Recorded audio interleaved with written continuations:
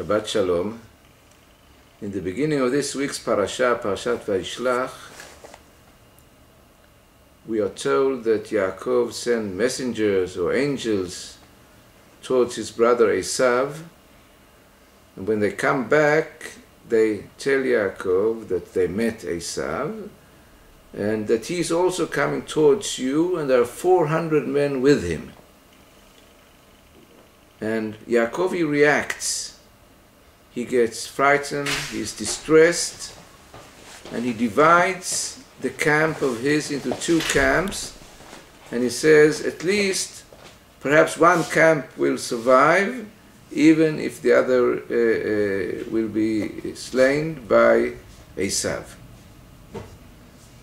Now, many years I thought of the fact that 400 men are coming with him, and he is going towards you. Does that really mean that he's going to fight Esav? He's coming in war with Yaakov. And that is actually what Rashi says here. He says, Odeno sinato. He still hates Yaakov. He's coming to kill him. And Yaakov gets frightened and he divides the camps into two camps and so on. But we really don't hear that from the verse. It says that he goes towards you and 400 men are with him. And then I found Rashbam.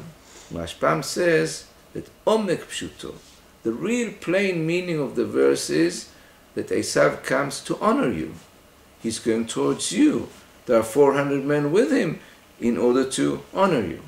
And I feel that that is perhaps the real plain meaning of the verse. But then we should of course ask, so why does Yaakov get so frightened?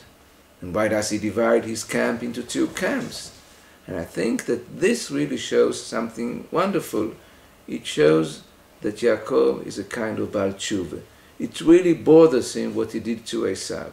And if Esav is coming towards him, even if he hears from the messengers that Esav is going to honor him, and he's not coming with hatred, still Yaakov is very frightened. And then the Torah tells us how Yaakov feels that he is sinned towards Esav, and he is sure it can't be otherwise than that Esav wants to kill him, and he has to do something in order to survive.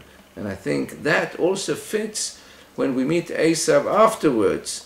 What Esav says, what he does, and we don't feel at all that there is hatred in the ways of Esav. And therefore I want to suggest this Shabbat to take not only Rashi, but also his grandson, Rashbam, his explanation of what that Esav is coming and 400 men are with him, what that might be the understanding of that.